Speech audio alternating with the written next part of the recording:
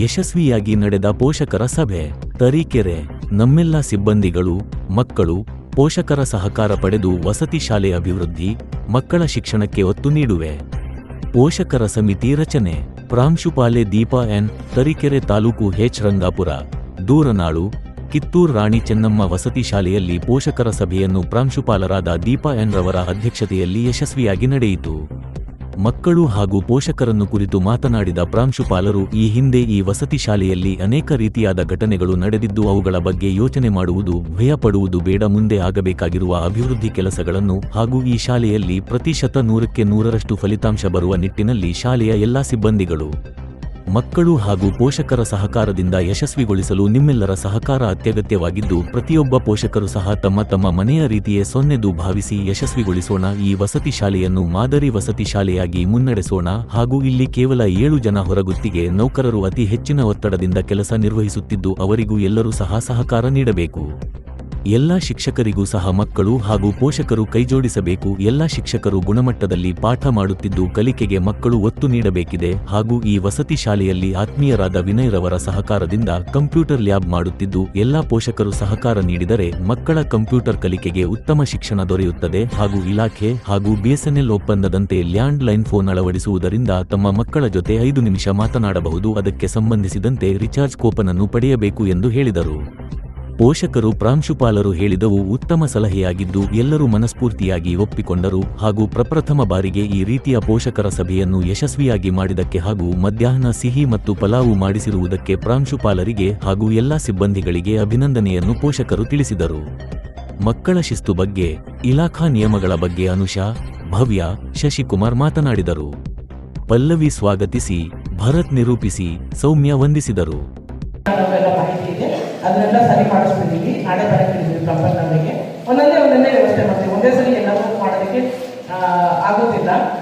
ಒಂದೊಂದೇ ಮಾಡ್ತೀವಿ. ಒಂದೊಂದು ನೋಡ್ತಾ ಇದ್ದೀವಿ. ನೋಡಿ ಎಲ್ಲ ಒಂದು ಕಡೆಯಿಂದ ನೀವು ಬಂದಾಗ ಅಬ್ಸರ್ವ್ ಮಾಡಿದ್ದೀರಾ.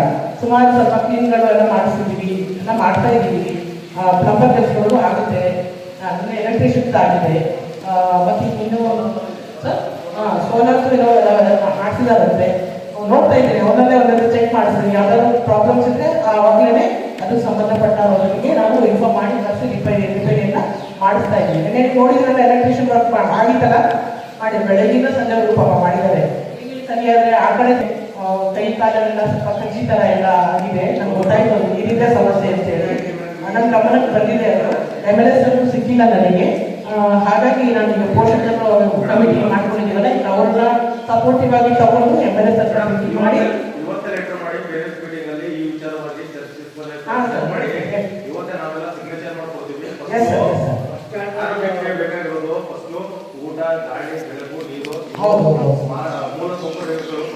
ಪೋಷಕರ ಸಭೆಯನ್ನು ಆಯೋಜನೆ ಮಾಡಿದ್ದೀವಿ. ಅದಕ್ಕೆ ಮೊದಲು ನಾನೊಂದು ಕೆಲವು ವಿಚಾರಗಳನ್ನು ಹೇಳಬೇಕು. ನನ್ನ ಪರಿಚಯವನ್ನು ಮಾಡ್ಕೊಳ್ತೀನಿ ನಿಮಗೆ. ಯಾಕೆಂದರೆ ನಿಮ್ಗೆ ಗೊತ್ತಿಲ್ಲ, ಈಗಷ್ಟೇ ಹೇಳಿದರು ಹೊಸ ಪ್ರಿನ್ಸಿಪಲ್ ಮೇಡಮ್ ಅಂತೆಲ್ಲ ಹೇಳಿದರು. ನನ್ನ ಪರಿಚಯವನ್ನು ಮಾಡ್ಕೊಳ್ತೀನಿ. ನನ್ನ ಹೆಸರು ದೀಪಾ ಅಂತ ಹೇಳಿ. ನನ್ನ ಊರು ಬಂದು ಇಲ್ಲಿ ಲಿಂಗದಹಳ್ಳಿ ನನ್ನ ಊರು. ಆದರೆ ಇದ್ದಿದ್ದು ಇಷ್ಟು ವರ್ಷ ಚಿಕ್ಕಮಗಳೂರಿನಲ್ಲೇ ಅಲ್ಲೇ ಇದ್ದೀವಿ ನಾವು. ಊರಿದೆ, ನಮ್ಮ ಊರು, ಜಮೀನು, ತೋಟ ಎಲ್ಲ ಇಲ್ಲೇ ಇದೆ. ಬರ್ತಾ ಇರ್ತೀವಿ, ಹೋಗ್ತಾ ಇರ್ತೀವಿ. ಪ್ರಾಂಶುಪಾಲರ ಹುದ್ದೆಯನ್ನು ನಿರ್ವಹಿಸೋಕ್ಕೆ ಮನಸ್ಸನ್ನು ಮಾಡದಲ್ಲೇ ಇದ್ದಂತಹ ಕಾರಣದಿಂದಾಗಿ ಶೈಲಾ ಮೇಡಮ್ ಅಂತೇಳಿ ಒಬ್ಬರು ಪ್ರಾಂಶುಪಾಲರು ಬಿಳೆಕಲ್ಲಳ್ಳಿ ಶಾಲೆಯಲ್ಲಿದ್ದಾರೆ. ಅವರಿಗೆ ಇಲ್ಲಿ ಇನ್ಚಾರ್ಜ್ ಹಾಕಿದ್ರು. ವಾರದಲ್ಲಿ 3 ದಿವಸ ಇಲ್ಲಿ, 3 ದಿವಸ ಬಿಳೆಕಲ್ಲಳ್ಳಿ ಶಾಲೆಯಲ್ಲಿ ಅಂತ ಆಗ್ತಾ ಇತ್ತು. ಬಟ್ ಅವರಿಗೆ 2 ಕಡೆಯೂ ನಿರ್ವಹಿಸೋಕೆ ಸ್ವಲ್ಪ ಕಷ್ಟ ಆಗ್ತಾ ಇತ್ತು. ಆ ಉದ್ದೇಶದಿಂದ ಇಲಾಖೆಯಿಂದ ನನಗೆ ಇಲ್ಲಿಗೆ ನಿಯೋಜನೆಯನ್ನು ಮಾಡಿದ್ದಾರೆ. ಈ ಶಾಲೆಗೆ ಪ್ರಾಂಶುಪಾಲರಾಗಿ ನನಗೆ ನಿಯೋಜನೆಯನ್ನು ಮಾಡಿದ್ದಾರೆ. 1 ವರ್ಷಕ್ಕೆ ಅಂತೇಳಿ ನಿಯೋಜನೆ ಮಾಡಿದ್ದಾರೆ. ನಿಮ್ಮೆಲ್ಲರ ಸಹಕಾರ ಇದ್ದರೆ ಖಂಡಿತವಾಗ್ಲೂ ಮುಂದುವರಿಸ್ಬೋದು ಅಂತ ನಾನು ಅಂದ್ಕೊಳ್ತೀನಿ. ನನಗೆ ತುಂಬ ಖುಷಿ ಇದೆ ಇಲ್ಲಿ ಬಂದು ಕೆಲಸ ಮಾಡಲಿಕ್ಕೆ. ಇಲ್ಲಿ ಸುತ್ತಮುತ್ತ ವಾತಾವರಣ ಆಗಲಿ ಎಲ್ಲ ಚೆನ್ನಾಗಿದೆ. ಸ್ಟಾಫು ತುಂಬ ಚೆನ್ನಾಗಿದ್ದಾರೆ. ಮಕ್ಕಳಂತೂ ತುಂಬ ಚೆನ್ನಾಗಿದ್ದಾರೆ. ನನಗೆ ತುಂಬ ಇಷ್ಟ ಮಕ್ಕಳು, ಹೆಣ್ಮಕ್ಳಂತೂ ಭಾಳ ಮಾತಾಡೋದನ್ನು ಹೇಳ್ತಾರೆ. ನಾನು ಮಾಡ್ತಾ ಇದ್ದೀನಿ. ಇದನ್ನೆಲ್ಲ ನಾನು ಮಾಡಬೇಕು, ಒಂದು ಉತ್ತಮ ಶಾಲೆಯನ್ನಾಗಿ ಮಾಡಬೇಕು ಅಂತಂದರೆ ನನ್ನೊಬ್ಬಳಿಂದ ಏನು ಮಾಡಲಿಕ್ಕೂ ಸಾಧ್ಯ ಇಲ್ಲ, ಹೌದಲ್ವಾ? ಇದಕ್ಕೆ ಫಸ್ಟ್ ನನಗೆ ನನ್ನ ಸಹೋದ್ಯೋಗಿ ಮಿತ್ರರ ಸಹಕಾರ ಬೇಕು. ನನಗೆ ಈ ಸಹೋದ್ಯೋಗಿ ಮಿತ್ರರಲ್ಲಿ ನಾನು ಒಬ್ಬೊಬ್ಬರನ್ನ ಪರಿಚಯವನ್ನು ಅವ್ರು ಹೇಳ್ತೀನಿ ನಾನು. ಯಾಕಂದರೆ ನನಗೆ ಇವ್ರು ಬೇಕು, ನನಗೆ ಇವರೆಲ್ಲರೂ ಅವಶ್ಯಕತೆ ನಿಮಗೂ ಗೊತ್ತಾಗಬೇಕು ಅನ್ನೋ ಉದ್ದೇಶದಿಂದ ಹೇಳ್ತಾ ಇದ್ದೀನಿ. ಉಪ ಪ್ರಾಂಶುಪಾಲರು ಭವ್ಯ ಮೇಡಮ್, ಇವರು ಕಂಪ್ಯೂಟರ್ ಶಿಕ್ಷಕರಾಗಿದ್ದರೂ ಸಹ ಶಾಲೆಯ ಏಳಿಗೆಗೆ ಇಷ್ಟು ವರ್ಷ ಇಲ್ಲಿ ಸರಿಯಾಗಿ ಯಾರೂ ಪ್ರಾಂಶುಪಾಲರು ಕರ್ತವ್ಯ ನಿರ್ವಹಿಸದೇ ಇದ್ದರೂ ಸಹ ಇವರು ಮುಂಚೂಣಿಯಲ್ಲಿದ್ದು ಪ್ರತಿಯೊಂದು ಎಲ್ಲದನ್ನು ನೋಡಿಕೊಂಡು ಶಾಲೆಯನ್ನು ಇಲ್ಲಿವರೆಗೂ ತಂದಿದ್ದಾರೆ. ಹಾಗಾಗಿ ಅವರಿಗೆ ನಾನು ಧನ್ಯವಾದಗಳನ್ನ ಹೇಳ್ತೀನಿ. ಆನಂತರ ರವಿ ಸರ್ ಈಗ ಅವರು ಬರೀ ದೈಹಿಕ ಶಿಕ್ಷಕರಷ್ಟೇ ಅಲ್ಲ, ಅವರು ನಿಲಯ ಪಾಲಕರು ಸಹ ಆಗಿದ್ದಾರೆ. ಅವರು ನಿಲಯ ಪಾಲಕರಾದ ನಂತರ ಭಾಳ ಚೆನ್ನಾಗಿ ನಿರ್ವಹಿಸ್ತಾ ಇದ್ದಾರೆ ಶಾಲೆಯನ್ನು. ಮಕ್ಕಳಿಗೆ ಉತ್ತಮವಾದ ಆಹಾರ ಎಲ್ಲ ಫೆಸಿಲಿಟೀಸ್ಗಳು ಸಿಗ್ತಾ ಇದೆ ಅನ್ನೋದು ನನಗೆ ಮಾಹಿತಿ ಕೇಳ್ಪಟ್ಟೆ. ನಾನು ಇದೇ ಥರ ಮುಂದೆನೂ ಸಹ ನನಗೆ ಕೈ ಜೋಡಿಸಿ ಒಳ್ಳೆಯ ಶಾಲೆಯನ್ನು ನಿರ್ಮಾಣ ಮಾಡೋಣ ಅಂತ ಹೇಳ್ತೀನಿ ಸರ್. ನಿಮಗೂ ಸಹ ಧನ್ಯವಾದಗಳು. ಕನ್ನಡ ಶಿಕ್ಷಕಿ ಪಲ್ಲವಿಯವರು ಈ ವರ್ಷ ಬಂದಿದ್ದಾರೆ ಈ ಶಾಲೆಗೆ. ನೀವು ಮಕ್ಕಳಿಗೆ ಒಳ್ಳೆಯ ರಿಸಲ್ಟನ್ನು ಕೊಡ್ತೀರಾ ಅನ್ನೋ ಭರವಸೆಯೊಂದಿಗೆ ನಿಮಗೂ ಸಹ ಧನ್ಯವಾದಗಳು. ಮತ್ತು ಕೆಲವು ಮಾಹಿತಿಗಳು ಕೊಡೋದು, ತಗೊಳ್ಳೋದು, ಎಲ್ಲ ಕರ್ತವ್ಯಗಳು ಭಾಳ ಇರುತ್ತೆ. ಅದೆಲ್ಲ ಭಾಳ ಅಚ್ಚುಕಟ್ಟಾಗಿ ಬೆಳಗ್ಗೆಯಿಂದ ರಾತ್ರಿವರೆಗೂ ಅವರು ಕೆಲಸ ಮಾಡ್ತಕ್ಕಂತಹ ನಮ್ಮ ಪ್ರಥಮ ದರ್ಜೆ ಸಹಾಯಕರಾದಂತಹ ಭರತೇಶ್ ಅವರಿಗೆ ಧನ್ಯವಾದ. ಹಾಸ್ಟೆಲಲ್ಲಿ ಮಕ್ಕಳು ಇರಬೇಕು, ಬರೀ ಇರೋದಷ್ಟೇನಾ? ಊಟ ತಿಂಡಿ ಬೇಕಲ್ವ ಅವರಿಗೆ? ಊಟ ತಿಂಡಿ ಅಡುಗೆನೆಲ್ಲ ಮಾಡ್ತಕ್ಕಂತಹ ನಮ್ಮ ಮುಖ್ಯ ಅಡುಗೆಯವರು ನಾಗರತ್ನ, ವಿಶಾಲ BM ಅವರಿಬ್ಬರು ನಾನು ನೋಡ್ತಿದ್ದೀನಿ. ಅಡುಗೆಯವರು ಮತ್ತು ಅಡುಗೆ ಸಹಾಯಕರು ಪ್ರಜಾಯಮ್ಮ 3 ಜನ ತುಂಬ ಎಫರ್ಟ್ ಹಾಕಿ ಕೆಲಸವನ್ನು ಮಾಡ್ತಾರೆ. ನಾವು ಮನೆಯಲ್ಲಿ ಗಂಡ ಹೆಂಡತಿ 2 ಮಕ್ಕಳು 4 ಜನ, ಒಂದು 5 ಜನ ಇರಬಹುದು ಮನೆಯಲ್ಲಿ, ಹೌದಲ್ವಾ?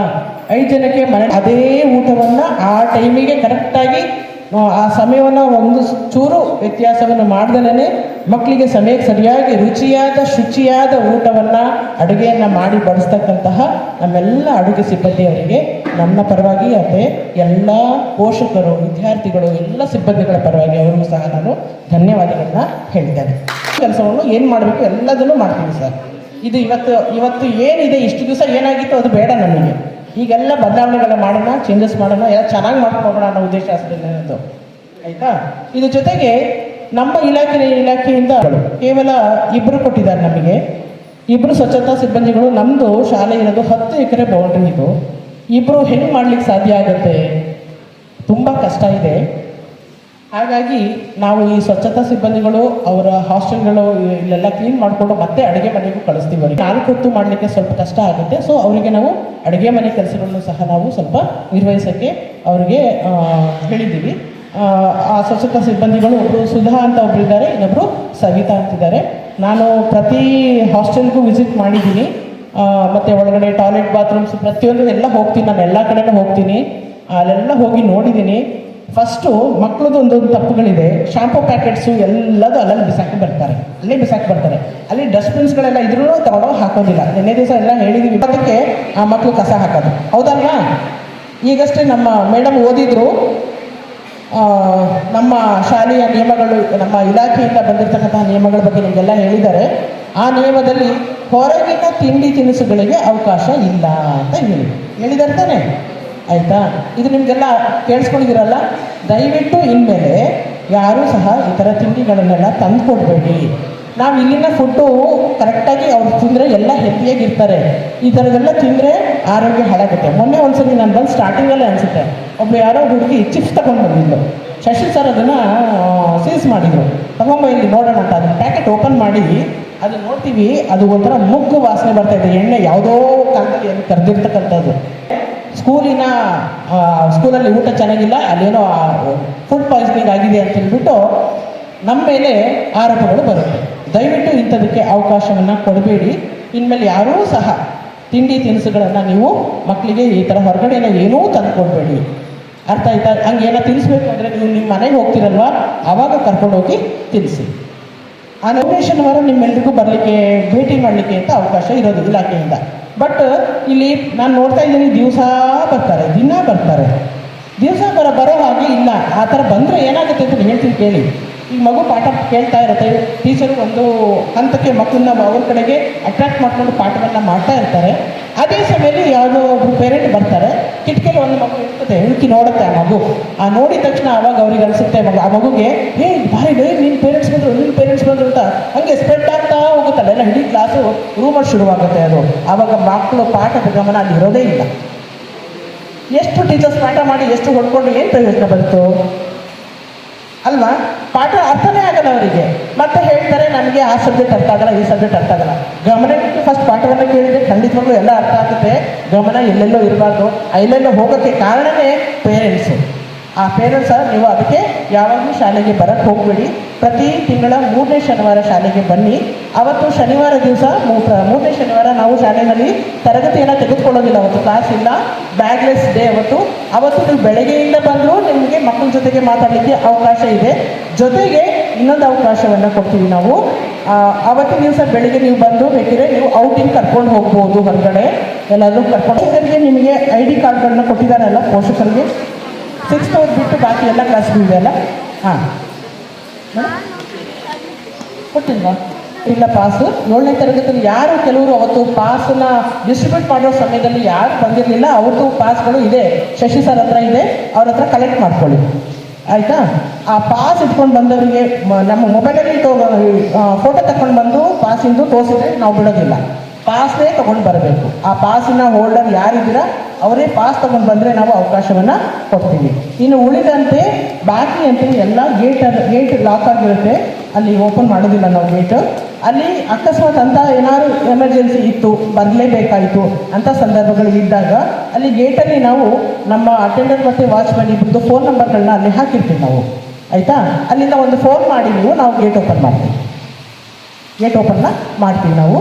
ಇಲ್ಲ ಅಂತಂದರೆ ಸುಮ್ಮನೆ ಎಲ್ಲರೂ ಒಳಗೆ ಬರ್ತಾರೆ. ಬರಬೇಕಾದ್ರೆ ವಾಹನಗಳು ತಗೊಂಡ್ಬಂದಾಗ ಅಲ್ಲೇ ಹೊರಗಡೆ ಆ ಕಡೆ ಸೈಡಲ್ಲಿ ಈ ಕಡೆ ನಿಲ್ಲಿಸ್ಬಿಟ್ಟು ಬರೋ ಅಭ್ಯಾಸವನ್ನು ಮಾಡಿ. ಇಲ್ಲಿ ತನಕ ನೀವು ವಾಹನಗಳನ್ನ ತಗೊಂಡು ಬರಬೇಡಿ. ಕೆಲವರು ಬಂದು ಆ ಕಡೆಯಿಂದ ಹೀಗೆ ಬರ್ತಾರೆ ಪೇರೆಂಟ್ಸು, ನಾನು ಅದನ್ನು ಅಬ್ಸರ್ವ್ ಮಾಡಿದ್ದೀನಿ. ನಾನು ಬಂದಮೇಲೆ ಆ ಕಡೆಯಿಂದ ಬಂದು ಹೀಗೆ ಬಂದು ಮಗುನ ನಮಗೆ ಟೀಚರ್ಸ್ ಹತ್ರ ಬರೋದೇ ಇಲ್ಲ, ಹಾಗೆ ಬಂದು ಹಾಗೆ ಹೋಗ್ಬಿಡ್ತಾರೆ.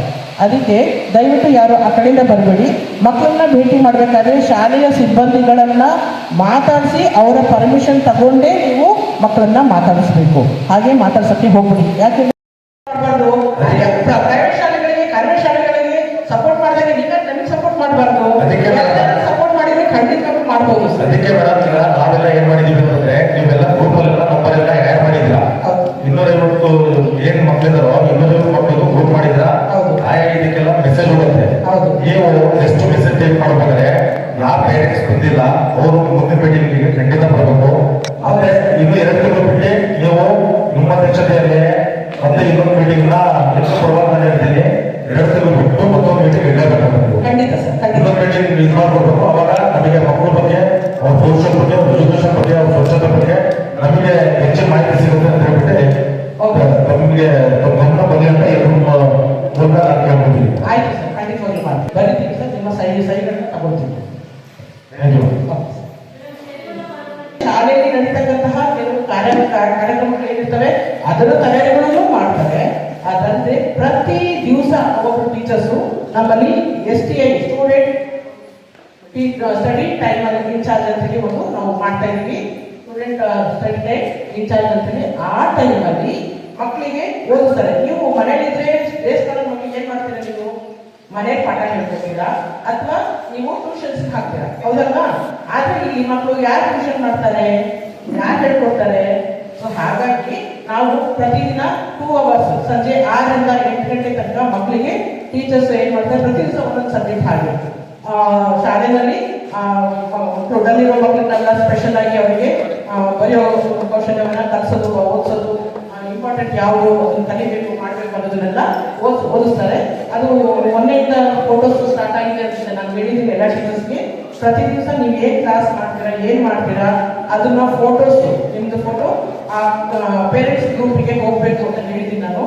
ಫೋಟೋಸ್ ಅಂದರೆ ನಿಮ್ಗೂ ಗೊತ್ತಾಗ್ಬೇಕಲ್ಲ, ಯಾರು ಮಾಡ್ತೀರಾ ಅನ್ನೋದು ಗೊತ್ತಾಗ್ಬೇಕಲ್ವ. ಆ ಉದ್ದೇಶಕ್ಕೆ ಅದನ್ನು ಹೇಳಿದ್ದೀನಿ. ಪ್ರತಿ ದಿವಸ ಪೇರೆಂಟ್ಸು ಟೀಚರ್ಸ್ ಫೋಟೋಸ್ಗಳನ್ನ ಆ ಕ್ಲಾಸಿಂದು ಹಾಕ್ತಾರೆ. ನಿಮಗೆ ಯಾವ ಟೀಚರ್ ಅವತ್ತಿದ್ದು ಪಾಠವನ್ನ ಹೇಳ್ತಾ ಇದ್ದಾರೆ, ಯಾವ ಸಬ್ಜೆಕ್ಟ್ ಹೇಳ್ಕೊಡ್ತಾರೆ, ಇಲ್ಲಿ ಇರಕ್ಕೆ ಸಾಧ್ಯ ಹೇಳಿ ನೋಡೋಣ.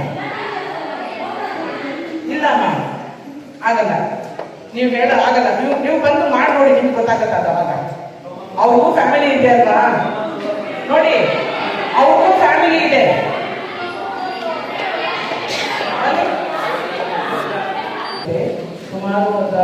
15 ಪ್ರಶಸ್ತಿಗಳು ನನಗೆ ಬಂದಿದೆ. ಡೆಲ್ಲಿಯಿಂದಲೂ ಸಹ ನನಗೆ ಪ್ರಶಸ್ತಿಗಳು ಬಂದಿದೆ. ಈ ಥರ ಎಲ್ಲ ಪ್ರಶಸ್ತಿಯನ್ನು ಪಡ್ಕೊಳ್ಳೋಕ್ಕೆ ಸಹಕಾರ ನನಗೆ ವಿನಯ್ ತುಂಬ ಸಹಕಾರ ಮಾಡಿದ್ದಾರೆ ನನಗೆ. ಹಾಗೆ ನಾನು ಅಂಬ್ಳೆ ಶಾಲೆಯಲ್ಲಿದ್ದಾಗ ಅಲ್ಲಿ ಚಾರ್ಜಲ್ಲಿದ್ದಾಗ ಏನಾಯಿತು, ಕಂಪ್ಯೂಟರ್ ಟೀಚರ್ ಇಲಾಖೆ ಕೊಟ್ಟಿದ್ದಾರೆ. ನಮ್ಮ ಮೇಡಮ್ ಇಲ್ಲಿದ್ದಾರೆ, ಹೌದಾ? ಕಂಪ್ಯೂಟರ್ ಟೀಚರ್ ಇದ್ದಾರೆ, ಬಟ್ ಕಂಪ್ಯೂಟರೇ ಇಲ್ಲ. ಮಕ್ಕಳಿಗೆ ಜ್ಞಾನ ಕೊಡ್ತಾರೆ, ಮಾಡಿದ್ರೆ ತಾನೇ ಗೊತ್ತಾಗಲ್ಲ ಯಾವ್ದಾದ್ರು ಫೀಲ್ ಮಾಡಬೇಕು, ಯಾವುದೇ ಅಲ್ವಾ? ಆ ಫೀಲ್ ಮಾಡೋಕ್ಕೆ ಬರೀ ಚಿತ್ರ ತೋರಿಸಿ ಕೂತ್ಬಿಟ್ರೆ ಹೆಂಗೆ ಮಾಡೋದು ಅನ್ನೋ ಉದ್ದೇಶಕ್ಕೆ ನಾನು ಅಂಬ್ಳೆ ಶಾಲೆಯಲ್ಲೂ ಸಹ ಒಂದು ಕಂಪ್ಯೂಟರ್ ಲ್ಯಾಬ್ ಮಾಡೋಣ ಅಂತೇಳಿ ಮಾಡಿದ್ವಿ. 5 ವರ್ಷ ಆಯಿತು ಲ್ಯಾಬ್ ಮಾಡಿ. ನಾವು ಸ್ವತಂತ್ರ ದಿನಾಚರಣೆಯ 75ನೇ ಅಮೃತ ಮಹೋತ್ಸವ ದಿವಸ ನಾವು ಉದ್ಘಾಟನೆ ಮಾಡಿದ್ವಿ ಅಲ್ಲಿ ಕಂಪ್ಯೂಟರ್ ಲ್ಯಾಬ್ನ. ಹಾಗೆ ಈ ವರ್ಷದ ಸ್ವತಂತ್ರೋತ್ಸವಕ್ಕೆ ನಾವು ಈ ಶಾಲೆಯಲ್ಲಿ ಉದ್ಘಾಟನೆ ಮಾಡಬೇಕು ಅನ್ನೋ ಕನಸನ್ನು ಹೊತ್ಕೊಂಡಿದ್ವಿ. ತುಂಬ ಕನಸು ತೋರಿಸ್ಕೊಂಡಿದ್ದೀವಿ. ಈ ಶಾಲೆಗೆ ಭಾಳ ಇಂಪ್ರೂವ್ಮೆಂಟ್ಸ್ ಮಾಡಬೇಕು ಅನ್ನೋದಿದೆ.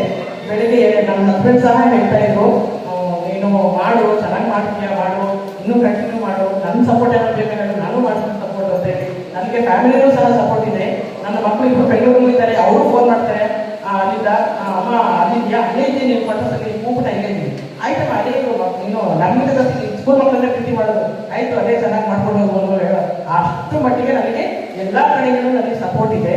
ಈ ಥರ ಸಪೋರ್ಟ್ ಇದ್ದಿದ್ದಕ್ಕೆ ಅಲ್ಲಿ ಒಂದು ಒಳ್ಳೆಯ ಉತ್ತಮ ಕಂಪ್ಯೂಟರ್ ಲ್ಯಾಬ್ ಮಾಡಲಿಕ್ಕೆ ಸಾಧ್ಯ ಆಯಿತು. ಅದೇ ಥರ ನನಗೆ ಈ ಶಾಲೆಯಲ್ಲಿ ನನಗೊಂದು ಕಂಪ್ಯೂಟರ್ ಲ್ಯಾಬ್ ಮಾಡಬೇಕು ಅನ್ನೋ ತುಂಬ ಕನಸಿತ್ತು. ಹಾಗಾಗಿ ನಾನು ವಿನಯ್ ಸರ್ ಇಲ್ಲೂ ಒಂದು ಮಾಡೋಣ ಸರ್, ಒಂದು ಪೇರೆಂಟ್ಸ್ಗೆಲ್ಲ ಫಸ್ಟ್ ಅಪ್ರೋಚ್ ಮಾಡೋಣ, ಕೇಳೋಣ ಇಟ್ಕೊಂಡು ಅಂತ ಹೇಳಿದೆ. ಇದು ನಿಮಗೆ ಹೊರೆ ಆಗಲ್ಲ ಅನ್ಕೋತೀನಿ. ಯಾಕೆಂದರೆ ನಾವು ರಜೆನಲ್ಲಿ ಮಕ್ಕಳಿಗೆ ಕಂಪ್ಯೂಟರ್ ಲ್ಯಾಬ್ ಅದಕ್ಕೆ ಕೋರ್ಸಿಗೆ ಅಂತ ಕಳಿಸ್ತೀವಿ, ಕೋಚಿಂಗಿಗೆ, ಹೌದಾ? 1 ತಿಂಗಳು ಕೋರ್ಸಿಗೆ 3,000 6,000 ಕಟ್ತೀವಿ, ಹೌದಾ? ಈ ಥರ ಎಲ್ಲ ಇದೆ. ಅಂತಹ ಫೆಸಿಲಿಟೀಸ್ ನಮಗೆ ಇಲ್ಲೇ ನಮ್ಮ ಶಾಲೆಯಲ್ಲೇ ಸಿಗ್ಬೇಕಾದ್ರೆ ಎಷ್ಟು ಕಡಿಮೆ ಬಜೆಟಲ್ಲಿ ತಿಂಗಳಿಗೆ 100 ರೂಪಾಯಿ, ಸಾವಿರಗಳಿರೋದು 100 ರೂಪಾಯಿ ಇರೋದು, ಅಷ್ಟು ಕೊಡ್ಬೋದಲ್ವಾ? ಏನೇನೋ ಖರ್ಚು ಮಾಡ್ತೀವಿ ನಾವು ಮಕ್ಕಳಿಗೆ ತಿಂಡಿ ಯಾರು ಇದು ತಂದುಕೊಟ್ಟು ಮಾಡೋದಕ್ಕಿಂತ ದಯವಿಟ್ಟು ಇದಕ್ಕೆ ಸಹಕಾರ ಮಾಡಿ. ನಿಮ್ಮ ಮಕ್ಕಳು ಕಂಪ್ಯೂಟರ್ ಜ್ಞಾನವನ್ನು ಹೆಚ್ಚು ಪಡ್ಕೊಳ್ತಾರೆ. ಹಾಗಾಗಿ ಎಲ್ಲ ಸಹಕಾರ ಮಾಡ್ತೀರಾ ಅಂತ ಅಂದ್ಕೊಂಡಿದ್ದೀವಿ. ಬೇಗ ನೀವು ಅಮೌಂಟ್ನ ನೀವು ವರ್ಷದ ಒಂದ್ಸರಿ ಕೊಟ್ಬಿಟ್ರೆ ಮೇಂಟೆನೆನ್ಸ್ ಪೂರ್ತಿ ಅವರೇ ಕೊಡ್ತಾರೆ. ನಾವೇನೇ ಆದರೂ ಅವರಿಗೆ ಫೋನ್ ಮಾಡ್ತೀವಿ, ಅವ್ರು ಬಂದು ಸರ್ವಿಸ್ ಕೊಡ್ಬೇಕು. ನಮಗೆ ಅವ್ರು ಸರ್ವಿಸ್ ಕೊಟ್ಟಿದ್ದಾರೆ. ಅಂಬರೀಷನಲ್ಲಿ ಹೀಗೆ ಆಗಿತ್ತು, ಅವರು ಇನ್ಸ್ಟಾಲ್ ಮಾಡಿದ್ರು, ಎಲ್ಲ ಆಯಿತು. ಅಲ್ಲಿ ಸ್ವಲ್ಪ ಅದು ರೆಂಟೆಡ್ ಬಿಲ್ಡಿಂಗ್ ಇತ್ತು, ಅಲ್ಲಿ ಪವರ್ ಸಪ್ಲೈ ಸರಿಯಾಗಿರಲಿಲ್ಲ. ಆ ಇದರಿಂದ ಏನಾಗ್ಬಿಡ್ತು, ಒಂದು 3 ಕಂಪ್ಯೂಟರ್ನು ಸುಟ್ಟೋದಾಗ ಆ ದುಡ್ಡನ್ನ ನಾವು ಯಾರು ಪೇರೆಂಟ್ಸ್ ಹತ್ರ ಕೇಳಿಲ್ಲ, ಯಾರೂ ಕೇಳಿಲ್ಲ, ನಾವು ಹಾಕಲಿಲ್ಲ. ವಿನಯ್ ಸರ್ ಅವರೇ ತಂದು ಹಾಕಿದ್ರು ಹೊಸ ಕಂಪ್ಯೂಟರ್. ಅದು ಅವ್ರ ಜವಾಬ್ದಾರಿ, ನಮ್ದಲ್ಲ. ನಾವು ಕೊಟ್ಟಿದ್ದೀವಿ, ಮುಗೀತು. ಅದನ್ನ ಮೇಂಟೈನ್ ಮಾಡೋ ಕೆಲಸ ಅಂತ ಹೇಳ್ಬಿಟ್ಟೆ ನಮ್ಗೆ ತುಂಬಾ ಸಂತೋಷ ಇದೆ, ಖುಷಿ ಇದೆ. ಧನ್ಯವಾದಗಳು. Thank you so much. ನಿಮ್ಮೆಲ್ಲರೂ ಸಹಕಾರ ಹೀಗೆ ಅಂತ ಹೇಳ್ತಾ ಮುಂದಿನ ಕಾರ್ಯಕ್ರಮ. ಅದೇ ರೀತಿ ಒಂದು ಕಾರ್ಯಕ್ರಮ ಪ್ರಾರಂಭವಾದರೆ ಅದು ಮುಕ್ತಾಯವಾಗಲೇಬೇಕು ಎಂದು ಹೇಳುತ್ತಾ ಇಂದು ನಾನು ವಂದನಾರ್ಪಣೆ ಮಾಡುತ್ತಿದ್ದೇನೆ. ಈ ಕಾರ್ಯಕ್ರಮದ ಅಧ್ಯಕ್ಷತೆಯನ್ನು ವಹಿಸಿಕೊಂಡಿರುವ ನಮ್ಮ ಶಾಲೆಯ ಪ್ರಾಂಶುಪಾಲರಾದ ದೀಪಾ ಮೇಡಮ್ ಅವರಿಗೆ ಹೃತ್ಪೂರ್ವಕ ವಂದನಾರ್ಪಣೆಗಳನ್ನು. ಹಾಗೆ ನಮ್ಮ ಶಾಲೆಯ ಉಪಪ್ರಾಂಶುಪಾಲರಾದ ಭವ್ಯ ಮೇಡಮ್ ಅವರಿಗೂ ಕೂಡ ವಂದನೆಗಳನ್ನು ಕೋರುತ್ತೇನೆ. ನಮ್ಮ ಶಾಲೆಯ ಗಣಿತ ಶಿಕ್ಷಕರಾದಂತಹ ಶಶಿಕುಮಾರ್ ಸರ್ ಅವರಿಗೆ ವಂದನೆಗಳನ್ನು ಕೋರುತ್ತೇನೆ. ಹಾಗೆ ದೈಹಿಕ ಶಿಕ್ಷಕರಾದಂತಹ ರವಿಕುಮಾರ್ ಸರ್ ಅವರಿಗೂ ಕೂಡ ವಂದನೆಗಳನ್ನು ಕೋರುತ್ತೇನೆ. ನಿಗದಿತ ಜಾಗದಲ್ಲಿ ಮಾತ್ರ ನಿಲ್ಲಿಸಬೇಕು. ಪಾಲಕರ ಸಭೆ, ಶಾಲಾ ಸಮಾರಂಭ ಇನ್ನಿತರ ಕಾರ್ಯಕ್ರಮಗಳಿಗೆ ಆಹ್ವಾನಿಸಿದಾಗ ಪಾಲಕರು ಸಕಾಲಕ್ಕೆ ಆಗಮಿಸಬೇಕು. ವಿದ್ಯಾರ್ಥಿಗಳ ಅನಾರೋಗ್ಯ ಹಾಗೂ ಇನ್ನಿತರ ಅನಿವಾರ್ಯ ಕಾರಣಕ್ಕಾಗಿ ಪಾಲಕರನ್ನು ಕರೆದಾಗ ಕಡ್ಡಾಯವಾಗಿ ಆಗಮಿಸಬೇಕು. ಧನ್ಯವಾದ. ನಿಯಮಾವಳಿಗಳನ್ನು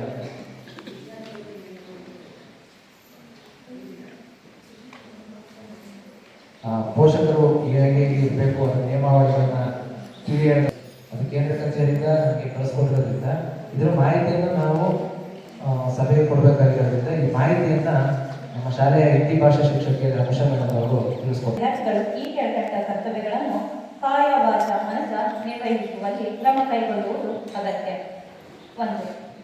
ವಿದ್ಯಾರ್ಥಿಗಳು ಶಾಲೆಯಲ್ಲಿ ನಾವೆಲ್ಲರೂ ಒಂದೇ ಎಂದು ಭಾವಿಸಬೇಕು ಹಾಗೂ ಶಾಲೆಯ ನಿಯಮಗಳನ್ನು ಕಡ್ಡಾಯವಾಗಿ ಪಾಲಿಸಬೇಕು. ಶಿಸ್ತು, ಸ್ವಚ್ಛತೆ, ಸಮವಸ್ತ್ರ ಪಾಲನೆ ಮಾಡುವುದು, ಪಾಠ ಪ್ರವಚನ, ಅಭ್ಯಾಸ ಚಟುವಟಿಕೆ ಹಾಗೂ ಪಠ್ಯಪೂರಕ ಚಟುವಟಿಕೆಗಳಲ್ಲಿ ಎಲ್ಲ ವಿದ್ಯಾರ್ಥಿಗಳು ಸಕ್ರಿಯವಾಗಿ ಭಾಗವಹಿಸಿ ಗುಣಾತ್ಮಕ ಶಿಕ್ಷಣ ಹೊಂದುವಲ್ಲಿ ಶ್ರಮಿಸುವುದು. ಉತ್ತಮ ಓದು, ಶುದ್ಧ ಹಾಗೂ ಸ್ಪಷ್ಟ ಬರಹ ರೂಢಿಸಿಕೊಂಡು ನಿಯಮಿತವಾಗಿ ಅಭ್ಯಾಸದಲ್ಲಿ ತೊಡಗುವುದು. ಸಹಪಾಠಿಗಳು, ಶಾಲಾ ಸಿಬ್ಬಂದಿಗಳಿಂದ ಕಿರುಕುಳ, ವೈಯಕ್ತಿಕ ತೊಂದರೆಗಳಿದ್ದಲ್ಲಿ